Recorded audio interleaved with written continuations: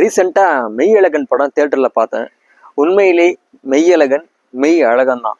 அவன் உடலால் அழகன் இல்லை, உள்ளத்தால மெய் அழகன் தான். ஆனால் என்னை பொறுத்த வரைக்கும் இந்த படத்தில் முழுக்க முழுக்க நல்ல விஷயங்கள் நிறைய இருக்கு.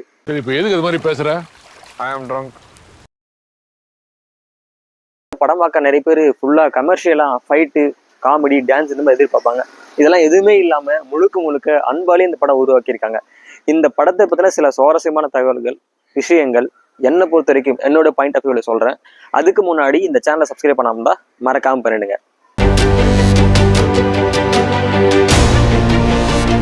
ஹாய், ஹலோ, வெங்கடாக்ஸ் நேயர்கள் எல்லாருக்கும் வணக்கம்.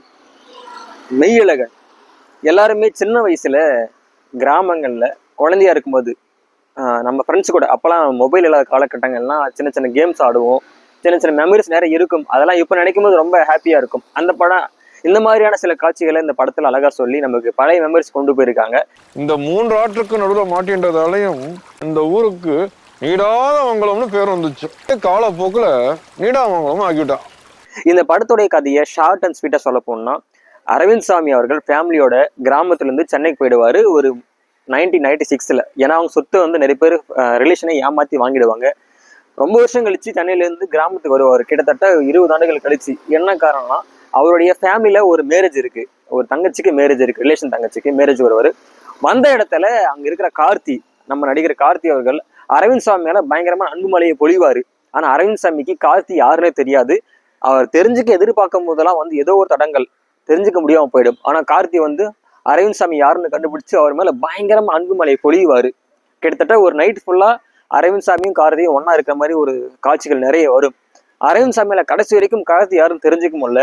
ஆனால் கார்த்தி மேலே அரவிந்த் சாமி காட்டுற அன்பை பார்த்து அரவிந்த் சாமி பயங்கரமாக அவர் புல்லரிச்சு போயிடுவார். ஒரு கட்டத்துக்கு மேலே அரவிந்த் சாமிக்கு வந்து குற்ற உணர்ச்சி அதிகமாயிடும்.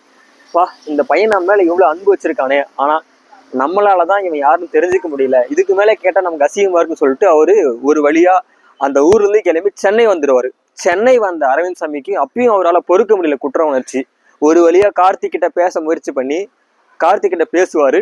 அப்போதான் வேற வழியே இல்லை, நம்ம ரொம்ப தப்பு பண்ணிட்டே இருக்கோம், நம்ம மேலே இந்த பையன் எவ்வளோ அன்பா இருக்கானே, உண்மையை சொல்லிடுவார். கார்த்தி என்னை மன்னிச்சிரு, கேட்க ஆரம்பிச்சிருவாரு. என்னை தப்பா எடுத்துக்காத, உன் பேர் என்னன்னு தெரியாது, நீ யாருன்னே தெரியாது, ஆனால் நீ என் மேலே காட்டுற அன்பை பார்த்து நான் ரொம்ப புல்லரிச்சு போயிட்டேன், என்னை மன்னிச்சிருன்னு சொல்லிட்டு அவர்கிட்ட மன்னிப்பு கேட்பாரு. அதுக்கப்புறம் கார்த்தி யாருன்னு கேட்க ஆரம்பிப்பாரு. அப்போதான் கார்த்தி வந்து அதை பெருசாக எடுத்துக்காம, சின்ன வயசுல நம்ம எப்படிலாம் பழகினாத்தான், இந்த மாதிரி நிறைய நினைவுகள்லாம் சொல்லி அரவிந்த் சாமிக்கு புரிய வைப்பாரு.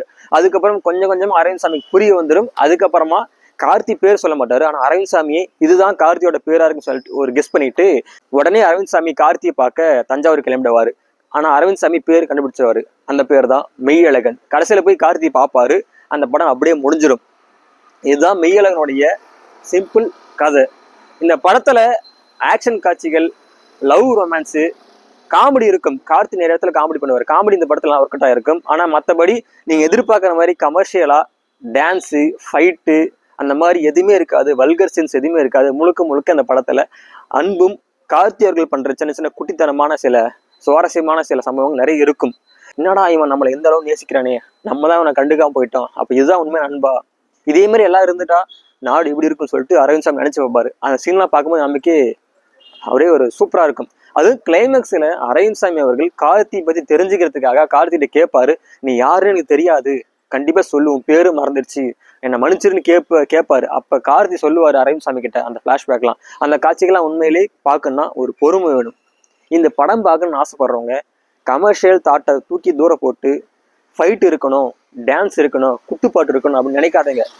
முழுக்க முழுக்க அன்பை எதிர்பார்த்துட்டு போகிற எல்லாருக்குமே இந்த படம் நல்லா இருக்கும். ஆனால் ஒரு சிலர் இந்த படத்தில் ஃபைட்டு, ரொமான்ஸு இந்த மாதிரியான காட்சிகள் இல்லாததுனால படத்தை ஒரு சிலர் விமர்சனம் பண்ண வாய்ப்பு இருக்குது, எதிர்மறை. ஆனால் பொதுவாக பார்த்தா என்னோட பாயிண்ட் ஆஃப் வியூவில் மெய்யழகன் முழுக்க முழுக்க அன்பு, அரவணைப்பு. உங்களுக்கு மெய்யழகன் படம் பார்க்கணும்னு ஆசை இருந்தால் கண்டிப்பாக பாருங்கள். ஆனால் முழுக்க முழுக்க அன்பை எதிர்பார்த்து மட்டுமே போங்க. கமர்ஷியல் காட்சிகள்லாம் அந்த படத்தில் இருக்காது. இந்த மாதிரி வீடியோக்கெல்லாம் தொடர்ந்து பார்க்கணும்னா நம்ம சேனலை மறக்காமல் சப்ஸ்கிரைப் பண்ணுங்கள்.